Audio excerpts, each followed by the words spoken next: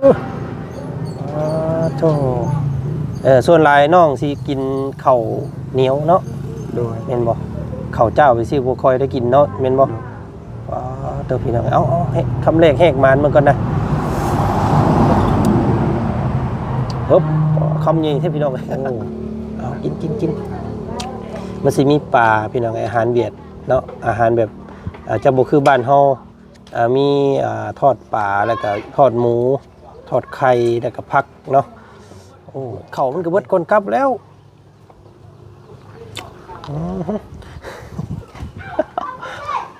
โอ้คือสิมักคักเลยทีเดียวเลยเคยกินโอ้แซ่บน้องแค่นนี่น้องเลย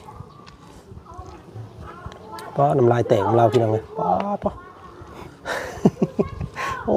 หิวข้าวทันทีเลยเคยกระไรบาทนี่พี่น้องก็เห็นน้องคนกินเนาะโอ้ส่วนหลายเจ้ากินกับข้าวกับอย่างนี้มักเผ็ดบ่เนาะมักรสจัดเนาะมักเป็นลาบเป็นก้อยเนี่ยก็มักพริกหลายต้องหลายเนาะแม่นบ่โอ้โทษพี่น้องเลยโอ้เซเมนต์แล้วแพงกับข้าวไว้กินเทื่อหน้าอีกนี่พี่น้องเลยข้าวสิเบิดเลย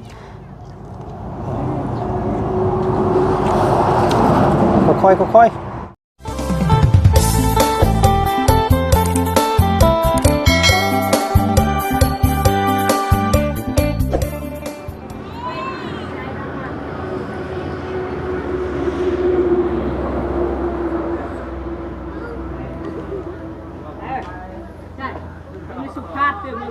เนาะตัดภาพมาทางพี่บัดที่นี่พี่น้องไปเนาะหลังจากลำรอทางในบ้านมาซื้อที่ซื้อทางให้น้องนางน้อยพี่น้องให้เนาะพร้อมครับสร้างบ้านเทือนซานให้เล่าอยู่บ้านสกีพีนใหญ่พี่น้องให้เนาะถ้าทางพ่อบ้านยังบ่มาจักเทื่อบ่จันก็เลยแล่นมาพี่บัดที่นี่พี่น้องให้เนาะทางบ้านสะแล้วเนาะอันนี้ก็เป็นภาพบรรยากาศตอนบ่ายแก่ๆพี่น้องเอ้ยมื้อนี้เนาะเสียงหมู่เบาซ้อนเพิ่นเนาะเสียงแซวๆพี่น้องเอ้ยเนาะอยู่ตะลุมตะลางโอ้หมู่หลายเด้อมื้อนี้พี่น้องเอ้ยเนาะเนาะก่อนอื่นกราบทักทายสบายดีพ่อแม่พี่น้องกันเมื่อสู่ครูสู่คนเจอกันคือเก่ามื้อนี้พี่น้องเอ้ยพ้อกันมื้อนี้ก็พาพี่พี่น้องมาตลบหลังบ้านของเบาซ้อนเพิ่นพี่น้องเอ้ยเนาะนี่อันนี้เป็นภาพบรรยากาศภาพบ้านเฮือนซานภาพเฮือนครัวพี่น้องเอ้ยของน้องเพิ่นเนาะพอดีมื้อนี้ทางบ่อจันพี่น้องเนาะมีทางแม่ใจดีท่านนึงพี่น้องเนาะเพิ่นถักมาหาเนาะพี่น้องเนาะเพิ่นบอกว่าโอ้ยว่าซั่นพี่น้องเนาะอยากสิร่วมสร้างเนาะเฮือนครัวหรือว่าเฮือนไฟของเรานี่แหละพี่น้องว่าซั่นเนาะแต่เนาะแม่เพิ่นก็บ่ได้ว่าสิรับผู้หนึงผู้เดียวพี่น้องเนาะแม่เพิ่นว่าถ้ามีเนาะถ้ามีงบคนอื่นสมทบเข้ามาแม่เพิ่นก็ยินดีว่าซั่นพี่น้องสิร่วมสมทบนำเนาะก็เป็นข่าวที่ดีสำหรับน้องสอนเพิ่นมื้อนี้พี่น้องเนาะก็สำหรับเพื่อนครัวของเรานี่ก็เป้เพ่พี่น้องเนาะนี่โอ้ยคนพื้นคนไผคลุกกุ๊กกัวอยู่พี่น้องเนาะก็จักสิว่าจังได๋เนาะก็ถ้าว่าเฮ็ดนี่ก็คือได้มากไม่เบิดนี่แหละพี่น้องก็ตามเบิ่งเนาะบ่ซ่อมแซมนี่บ่ได้แล้วเนาะซ่อมแซมบ่ได้เพราะว่าไม้มันเป็นไม้กลมแล้วก็เราค้ำเสาไว้ซื่อนี่พี่น้องเห็นบ่เนาะค้ำไว้ซื่อถ้าสิเฮ็ดต้องได้ลื้อไม้บางไม้เนาะพี่น้องเนาะเนาะก่อนอื่นพี่น้องสบายดีทางบ่าวสอนโอ้หมู่หลายเนาะมื้อนี้กำลังสิพาสู้กันไปไสนี่ดินมอนมาดินมาแอนกันซื่อโอ้เห็นถือตะกร้าสบู่สิไปอาบน้ำบ่โอ้ยพอก่อนสิพี่น้องเนาะทางว่าจันขอสัมภาษณ์ก่อนเนาะห้อยโอ้คล้องคอตลอดตัวซะมื้อนี้เนาะได้กระเป๋าใหม่ซ่องคล้องคอตลอดเด้อพี่น้องเอ้ยกินข้าวกินน้ำในน้องมาแต่ไสมื้อนี้เมื่อแต่เอาแห้งคนมันโอ้ส่งแห้งคนมันเพิ่นเลี้ยงข้าวอยู่บ่น้องเลี้ยงแต่ว่าข้าวแรงนี่ยังบ่ทันได้กินเนาะโดย ไอ้สักพี่น้องเลยใช่ตู้พ่อได้สามารถเลยบ่ อยู่เพื่อนนั่น อยู่เฮือนนี่ โดย อ๋อบ่แม่นนอนกึกเมาแล้วบ่จักมื้อนี้บ่แม่นบ่ บ่ได้ โอเคโอเคพี่น้องเอ้ยอยู่เทิงเนาะ โดย เอาเดี๋ยวบ่จันไปเอาอันกับข้าวกันสิแบ่งให้ทางตู้พ่อเพิ่นนำอันหนึงพอดีซื้ออันกับข้าวเวียดพี่น้องเอ้ยมามื้อนี้เนาะซื้อกับข้าวเวียดเดี๋ยวนี่ทางเคยกลางเคยหลาเพิ่นไปซื้อที่ให้น้องเพิ่นพี่น้องเดี๋ยวว่าจันทร์ก็สิตามเพิ่นไปน้ำโยเนาะแวะหาทางนี่ก่อนพอดีรอทางพ่อบ้านเพิ่นยังบ่ทันมาเมื่อกี้นี่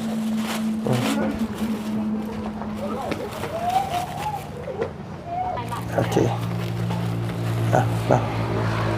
ซื้ออันกับข้าวมาฝากมื้อนี้พี่น้องเคยกินอยู่บ่น้องเบนเคยอยู่บ่ บ่เคย บ่เคยไปเนาะขึ้นอันหาตู้พอเพิ่นก่อนพี่น้องเอ้ยกินซื้อมาคนละกล่องมื้อนี้เนาะทางตู้พอนำแล้วก็อยากมามาลมเรื่องนี่แหละเฮือนครัวเราเนี่ยพี่น้องเอ้ยมื้อนี้เนาะก็ยังบ่ทันว่าสิเฮ็ดให้เนาะแต่ว่าก็ถ้ามีผู้สมทบว่าซั่นซะพี่น้องเอ้ยปึ๊บโอ้คนพื้นคนไผแท้พ่อนึ่งข้าวบ่ ขอบใจขอบใจ เด้อพี่น้องเนาะมีหยังกินแรงมื้อนี้พ่อไปกินอันอยู่เฮือนทรงแห้งเขาพุ่นเนาะตอนแรกนี่ก็บ่แม่นบ่มีแนวกินเลยมื้อแรงนี่เนาะเต้าพี่น้องเอ้ยกำลังสินึ่งข้าวบ่ ได้หวดใหม่ทดลองหวดใหม่ได้บ่น้องลองแล้วบ่หวดใหม่ข่อยซื้อหวดใหม่มาเล่ามื้อวานนี่พี่น้องเอ้ยเนาะก็เลยยังบ่ทันได้ให้น้องเพิ่นนึ่งข้าวให้เบิ่งซ้ำมื้อนี้เนาะ มาหลายอยู่บ่ข้าวน้องมื้อนี้มาหลายอยู่บ่ข้าวเดียวในนึงพี่น้องเอ้ยเนาะเอาสิว่าบ่นึ่งข้าวนึ่งน้ำก็ได้พี่น้องเอ้ยมื้อนี้พอจันซื้ออันกับข้าวมากินพี่น้องเอ้ยเนาะกับข้าวเป็นกับข้าวเวียดเคยกินอยู่บ่น้องบ่เคยบ่เคยคือห้อยครั้งแรกเลยสินี่เนาะพี่น้องเนาะเบิ่งอยู่หั่นเบิ่งอยู่อันให้พ่ออันนึงเจ้าอันนึงเอามาลองมึงอยู่ปันคนละอันใส่ไม่ถูเป็นอยู่บ่เนาะบาทนี้พี่น้องเอ้ยบ่สอนเนาะครั้งแรกของบ่สอนได้พี่น้องเอ้ยเนาะได้กินข้าวเวียดแวะห้านกับข้าวเวียดเมื่อกี้นี่เนาะก็เลยจัดมาให้ทางน้องเพิ่นมาย่อบังอยู่น้องโธ่ส่วนหลายน้องสิกินข้าวเหนียวเนาะ โดย แม่นบ่ข้าวเจ้าไปสิบ่ค่อยได้กินเนาะแม่นบ่เด้อพี่น้องเอาคำแรกแหกมานมันก่อนนะฮึบคำใหญ่เท่พี่น้อง คำหนึ่งถือว่าคุ้มค่าเลยไอ้นี่เลยรสชาติแซ่บบ่ แซ่บ พี่น้องไงเนาะกินให้เบิ่งได้กินให้เบิ่งแน่อยากเบิ่งได้พี่น้องไงเนาะมีทั้งหมักพริกหมักพายตักใส่แล้วพี่น้องทั้งนี้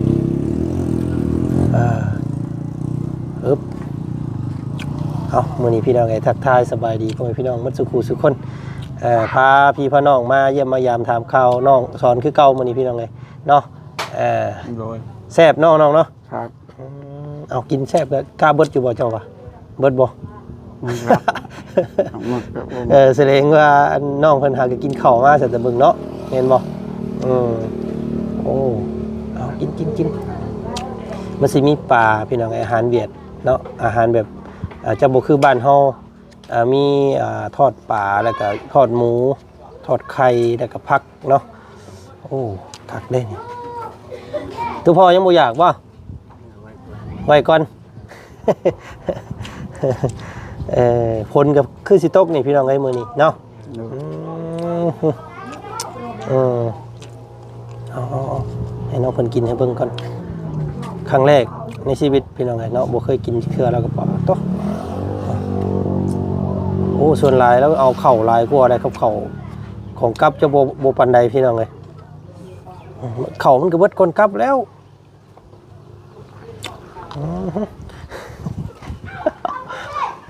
โอ้ยคือสิมักคักเลยทีเดียวเลย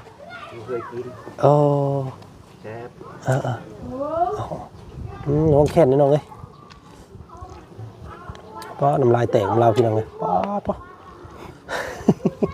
โอ้ยหิวข้าวทันทีเลยเคยกระไรบาทนี่พี่น้องเลยเห็นน้องคนกินเนาะ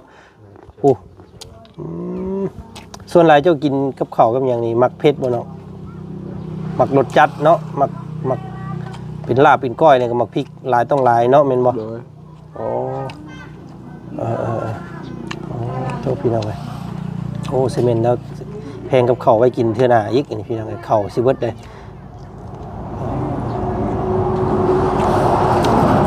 ค่อยๆค่อย ภูเขาเมื่อผม ๆอืม เอาเป็นดาทุกของมูล อืม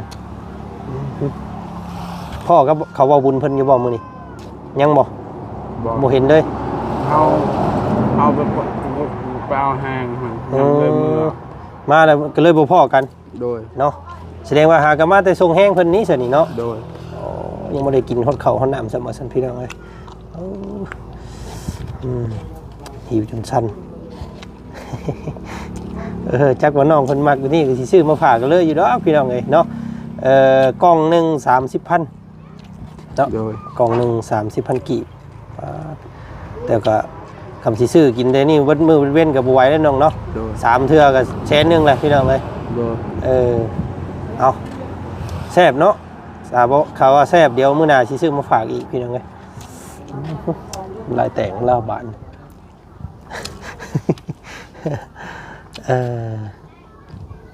โธ่เอาให้น้องเพิ่นกินถ่าพี่น้องไงเนาะทางบ่จันเข้ามาเบิ่งพี่ก่อนนั่งโดดน้องเลยได้แล้วนี่ก็ได้กำลังสินึ่งข้าวเนาะพ่อเนาะมีอันสิเฮ็ดกินหยังมื้อแลงมีหยังกินบ่มีเลยมีแต่มีแหละเนาะ อันนี้หมองนอนเจ้านี่เนาะเห็นอยู่บ่เสื้ออันส่งเฮาซื้อมาให้เนี่ยใส่อยู่บ่อันนี้บ่อันใส่นี่บ่ใส่อันเสื้อเด้อมาใส่ให้เบิ่งอยู่ดูเอามาใส่ให้เบิ่งอยู่เสื้อหั่นพี่น้องไงโอ้ส่งแล้วก็พอดีเลยเด้เนาะซื้อส่งทหารมาให้เราใส่โอ้เก็บห่อไว้อยู่เทิงพุ่น ไปแขกขานะ โอ้บัดเวลาไปเวียกไปงานจังใส่ ใช่ เอาใส่ให้เบิ่งเด้งามอยู่บ่ เอาเสื้อเด้อใส่เสื้อเด้อซบเบิ่งอยู่เพิ่นพี่น้องไงเนาะโอ้ซื้อเสื้อมาให้เรามื้อนั้นส่ง2โตเสื้อตัวนึงแพงไว้เอาป้าไว้เทิงผู้พี่น้องไงเนาะบ่กล้าใส่เอานงเบิ่งก่อนนะปั๊บพอดีเนาะพอเนาะพอดีเลยโอ้คือกับคนโหลดสื่อส่งให้ก็ได้พี่น้องเลย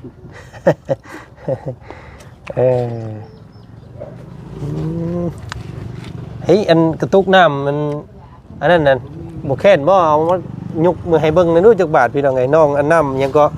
น้ำมันว่าตำเต้าเพิ่นน่ะนะ โอ้ยเบิดบ่มีอยู่บ่น้ำครับ มัดแล้ว ต้องเอาน้ำใส่ก่อนเนาะ โดย มันจังเย็น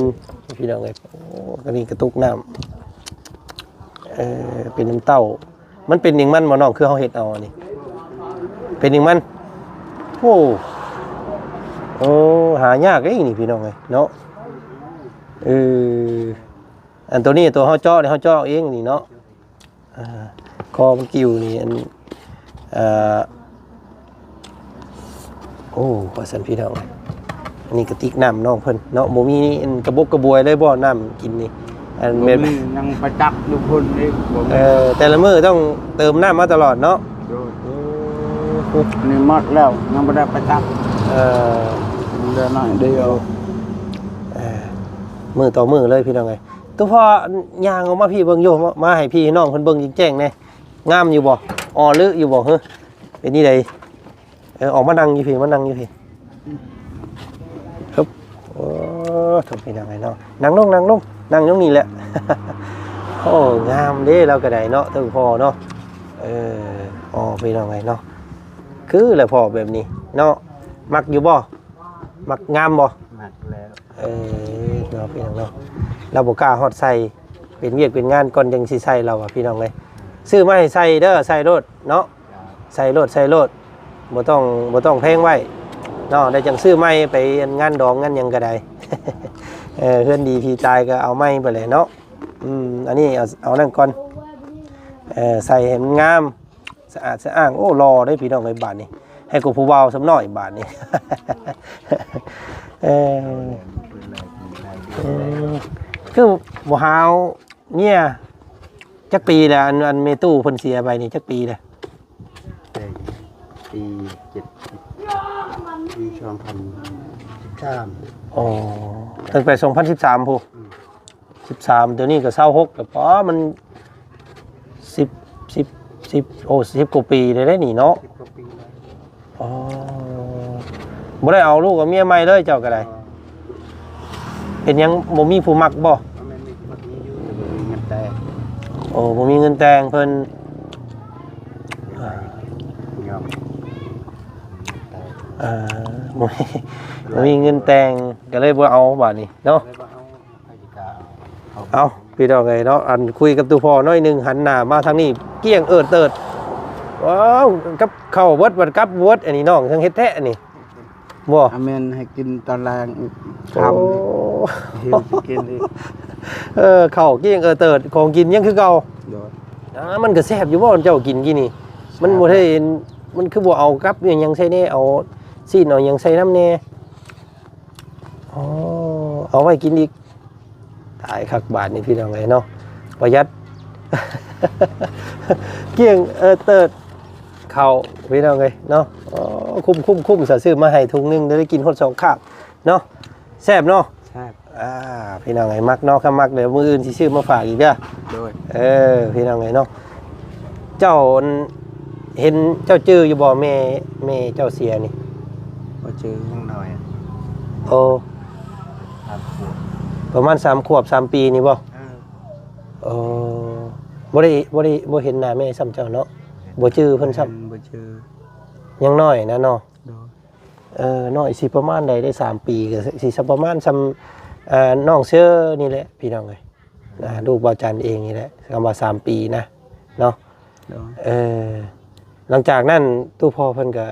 บ่ได้เอาคนไหนเลยเนาะอยู่กับลูกกับเต้าเลยพี่น้องเลยตู้พ่อเฮ็ดนี่ได้สบัดนี่สิมีเงินแต่งเมียให้บ่าวสอนเพิ่น เที่ยวเฮ็ดอะไร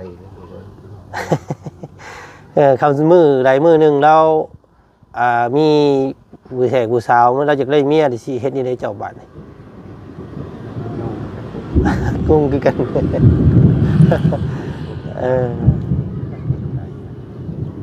ประมาณเท่าไรอันเงินค่าดองเพิ่นคนเอากันก็มือนี่ นี่มันเท่าไหร่70กว่าไปล้านทั้งงัวเนี่ย โอ้ มันเท่านั้นแหละค่าดอกเขา โอ้ฮอด70พุ คิดทั้งงัวทั้งจบ รวมๆอย่างเบิดน่ะนะเนาะ มันนั่นแหละ ถูกแพงแท้พี่น้องไอ้นับ แพงลีค่ะ เฉพาะค่าดองนี่เท่าไรค่าดองซื่อ ค่าดอกคือได้บน30 ล้าน ๆโอ้ประมาณ30ด้านเนาะ มันมีค่ากิน ค่าเบ้ค่างัวค่าหมูบาดนี้เนาะค่ากินค่าอยากต่างหากอีก จังหาก โตน้องสอน เงินในกระเป๋าใหม่น้อยๆนี่เท่าไรแหละ 4 แสนเพิ่นน่ะให้ โอ้ เจ้าให้มื้อนั้น คอยเอามอบให้มื้อนั้น100,000เนาะ โดย แล้วก็ทางเว้าเขาว่าบุญเพิ่นเอาให้อีกเนาะ โดย ยังมีเงินอยู่ในถุง400,000 โดย มันสิพ่อง่ายอยู่ว่าเงินขดองอันเมียสบัดนี่พี่น้องเอ้ยเนาะ โดย เอาอดออมหาเอาได้น้องเด้อ โดย สมมุติเนาะอันนี้สมมุติเด้อน้องเด้อมีอ้ายมีเอื้อยใจดีท่านหนึง โดย เอื้อยมีอ้ายมีเอื้อยใจดีท่านหนึงพี่น้องเอ้ยเนาะเพิ่นว่าโอ้ยว่าซั่นน้องถ้าน้องสอนเพิ่นเอากับคนนี้นี่เอื้อยสิแต่งให้เลยว่าซั่นพี่น้องเอ้ยเนาะ โดย แต่ว่าย่านน้องเพิ่นสิฮักสิมักกันอยู่บ่เนาะพี่น้องเนาะเป็นไปบ่ได้ดอกพี่น้องเอ้ยเนาะเพราะว่าอดีตผู้เป็นผัวเพิ่นก็อยู่แถวนี้อยู่ว่าซั่นซะเนาะอันนี้คือสิบ่น้องก็คือสิบ่มักกันดอกเนาะตามมึงเนาะ โดย ฮู้อยู่บ่อ้ายเว้าถึงไผเด้ บ่เข้าใจว่าไง บ่เข้าใจบ่ ภาษาลาว มีFC ท่านหนึงเพิ่นอยู่ต่างประเทศพุ่นเนาะเพิ่นบอกว่าฝากถามน้องสอนในเด้อว่าซั่นเนาะถ้าน้องสอนโอ้พี่น้องก็สิเว้าดีบ่วะเนาะ ทางพี่เพิ่นว่าโอ้ยคือบ่อันให้น้องเพิ่นเอากับอันน้องปลาว่าซั่นพี่น้องเนาะน้องปลาอันเมียเก่าเอาอิหยังก็ว่าทางไม้เพิ่นนี่นะเนาะน้องคิดว่าจังได๋ ยา บ่กล้าเนาะ บกาและแบบว่าคนบ้านเดียวกันรับตัวไปเอาอีกพอดีแหละจัง พอดีหมู่สิเว้ากันเนาะเออ อายละ เพื่อนใกล้ๆกันซ้ำอีกเนาะเพื่อนไกลกันแค่นี้เนาะ โดย พี่น้องเอ้ยว่าเราว่าอันเอ้ยผู้นี้เนี่ยเพิ่นว่าคำว่าน้องเอากับน้องปลานี่เพิ่นสิแต่งให้เลยเพิ่นว่าพี่น้องเอ้ยน้องบ่กล้าเนาะน้องเนาะ บกา เอานี่ก็แค่สมมุติเว้ากันซื่อๆดอกพี่น้องเอ้ยบ่ได้แม่นว่าให้เจ้าเอาจังซั่นจังซี่เด้อ โดย เนาะสมมุติว่ามันเป็นไปได้เพิ่นสิคำว่าเพิ่นเจ้าฮักมากันสิแต่งให้เลยเพิ่นว่านะ โดย ยอมเนาะตัวนี้เนาะ โดย บ่กล้าพี่น้องไอ้แม่นควมน้องเพิ่นแหละเนาะเพราะว่าหนึ่งมาบ่าวทั้งไม้เพิ่นก็เป็นหมู่กันเนาะ โดย เป็นพี่เป็นน้องกันเฮือนใกล้เฮือนเคียงแล้วก็เอาลูกเอาเมียหมู่บ่กล้าได้ตัวนี้เนาะย ย อ อ ม ม เล ว่าย เจ้าว่าโอ้ยตัวให้เมียเฮาเมียเฮินล้างบ่เดี๋ยวตัวไปเอาอีกอ้าวตายแล้ว ตายแล้วหมู่สิให้เฮาเนาะ อันนี้เว้าหยอกซื่อๆเว้าอันนั้นซื่อๆเด้อน้องเด้อ โดย แค่สมมุติซื่อๆเนาะ โดย แต่ว่ามื้อนี้นั่นเรื่องเล่าวที่อ้ายจะมาเว้ากันนี่แหละพี่น้องเอ้ยเนาะเรื่องเฮือนครัวเจ้านี่แหละเนาะมันคือหาไม้ค้ำไว้ชื่อเนาะอ้ายอันพอเนาะถ้าสิแปลงไม้นี่มันสิเป็นตลอดอยู่บ่นี่พี่น้องเอ้ยเนาะมันต้องได้เฮ็ดใหม่เบ่เลยได้เนาะเพราะว่าไม้มันไม้กระพงกระพากมันก็มุนมาเลยพี่น้องเอ้ยโตถ้ายุกถ้ายังเฮ็ดต้องเฮ็ดหาไม้หาข้าวหาเสาหาหยังไม้พุ่นแหละเนาะเอาพี่น้องไอ้ทางบ่จันมีแม่ท่านหนึงเพิ่นว่าอยากร่วมสมทบเนาะถ้าว่ามีงบเฮ็ดเฮือนครัวให้เราว่าซั่นพี่น้องเอ้ยทางแม่เพิ่นพร้อมร่วมสมทบนำเด้อว่าซั่นพี่น้องเอ้ยเนาะมันสิแพงบ่เฮือนครัวซื่อๆนี่ว่าซั่นตามที่บ่จันเคยเฮ็ดในเฮือนซ้ำนี้หัวมันก็เกือบตกอยู่ 20,000 30,000 บาทพุ่นแหละเนาะ โดย ค่าแป้นค่าไม้ค่าสังกะสีนี่นะประมาณ 30,000 บาทได้ซื้อซ้ำนี่นะก็สิประมาณซ้ำเฮือนน้องใดเลยได้นี่พี่น้องเอ้ย อยากได้อยู่บ่น้อง อยากได้เอ้ย เฮือนครัวเนาะ โดย มันซ้ำมันบ่แม่นเฮือนครัวแล้วซ้ำเฮือนพ่อมุงพ่อนอนพุ่นแหละนี่เนาะ โดย พอนอน พี่น้องเอ้ยแต่ว่าเฮือนใหญ่ของเรานี่แม้ว่าเน้นหนาอยู่แต่ว่ามันถ้าเฮาเปลี่ยนไม้เนาะเปลี่ยนผา โดย เปลี่ยนผ้าไหมเฮ็ดใส่ปงเยี่ยมข้างแน่ โดย งามนี่พี่น้องเลยเน้นหนาแล้วเฮือนเรานี่เนาะ โดย จังใดกะรุ่นเบิ่งนะน้องเด้อเนาะ โดย ถ้าว่ามีผู้ร่วมสมทบบ่าวจันทร์สิมาแจ้งข่าวดีเจ้าใหม่เนาะอันนี้มาเบิ่งรายละเอียดเบิ่งก่อนเนาะ โดย หาอำนาจมาท่าซะเดี๋ยวค่ำๆจังน้อยสิมาหาเจ้าใหม่อีกเด้อ โดย อยู่ดีมีแห้งน้องเนาะมันเย็นเอา สบายดี แซ่บเนาะมื้อนี้เนาะ โดย โอ้คุ้มข้าวกล่องหนึงได้กิน2เทื่อพี่น้องเลยเนาะ โดย มื้อแรงสิมาจอเบิ่งอีกเพิ่นสิกินข้าวกับเป็นอีหยังอีกพี่น้องเอ้ย ไปหาน้ำมื้อนี้เอาน้ำเอาในมากินต่อเนาะน้องเนาะเอาสบายดีเด้อเนาะสบายดีพ่อโดยไปซื้อที่ให้กับอันเขาบ่บุญเพิ่นก่อนทางบ้านสกีพินใหญ่เนาะเดี๋ยวสิบ่นมาใหม่เด้อน้องเด้อมาพี่น้องเอ้ยหาอาบน้ำอาบท่าซะโอ้พี่น้องเอ้ยเนาะได้กระเป๋าใหม่แล้วก็คล้องคออยู่ได้เราก็ได้ทั้งนั้นเนาะ โอ้ยอึ๊บเอ้ยหมู่ไปป้าเบ่ล่ะสิพากันย่างไปบ่บัดนี้มันเป็นน้ำห้วยบ่โอ้อยากเบิ่งเลยพี่น้องอยากไปเบิ่งมุงเพิ่นอาบน้ำได้เนาะได้น้ำแต่ว่าญาติเขาบ่มีดอกได้น้ น้ำนี่น้ำมันเป็นน้ำแบบใดน้ำสร้างบ่ ำน้ำซา น้ำเพิ่นขุดน้ำสร้างไว้อยู่ในหิมห้วยสิบ่ตกให้มัน ในเฮาก็ทุกให้เอาบัด โดย ไก่บ่ ตายเลยคุณแล้ว มุงมันลงค่อยลงหันอีกแล้วก็ย่างไปอีก โดยอาบบอลนี่ก็ยังยิงนิดเราไปอาบอยู่เทิง แบบว่ามันมีผู้หญิงอาบแล้วเฮาบ่อาบเนาะ โดย อ๋อพี่ทางไงเอาสักมื้อพาไปเบิ่งมุงอาบน้ำนี่เด้อมื้อนี้น้องไปก่อนเนาะมื้อนี้เนาะ โดย ทางบ่จันยังบ่ทันได้หมู่บ่กล้าไปพี่น้องก็เว้าเคยลากับ บ่าวบุญสารวัตรเพิ่นไปซื้อที่อยู่บ้านน้องนั่นพุ่นเนาะเดี๋ยวสิตามเบิ่งเพิ่นก่อนถ้าเจ้ายังบ่มาเดี๋ยวสิตามเข้าไปเด้อรถใหญ่ไปฮอดบ่ฮอดอยู่เนาะมันสิไป กว้างอยู่ มันสิไปได้บ่พี่น้องเอ้ยเอาจังหน่อยเดี๋ยวสิตามไปซะพี่น้องเนาะตอนนี้หากะ4:00 นแรง5:00 นแรงเลยเนาะไปซะน้อง โดยไปพี่น้องเอ้ยเนาะโอเคเนาะเจอกันใหม่พี่น้องเอ้ยเนาะสิพาพี่พาน้องไปเบิ่งหมุ่งน้องเพิ่นอาบน้ำก่อนเนาะเห็นน้องเพิ่นว่ารถใหญ่เข้าไปได้อยู่ว่าซั่นพี่น้องเอ้ยเอ้าเดี๋ยวสิตามเพิ่นไปเนาะเดี๋ยวจังว่ากันเรื่องเฮ็ดเฮือนให้เราใหม่เนาะพี่น้องเอ้ยต่อเติมก็ฟังเบิ่งว่าซั่นพี่น้องเอ้ยแต่ทางว่าจันทร์คิดไล่เบิ่งนี่ประมาณเฮือนครัวซำนี้นี่เกือบ 30,000 พุ่นแล้วพี่น้องเอ้ยเนาะ 30,000 20,000กว่าๆพุ่นแหละเนาะบ่หลุดแล้วอ้ายพี่น้องเนาะสำหรับคลิปนี้ทางบ่จันทร์ก็ขอโตวลำลาเพียงส่ำนี้ก่อนเจอกันใหม่คลิปหน้าด้วยกันพี่น้องคลิปนี้สบายดีเด้อหมดสุขสู่คนไปพี่น้องเอ้ย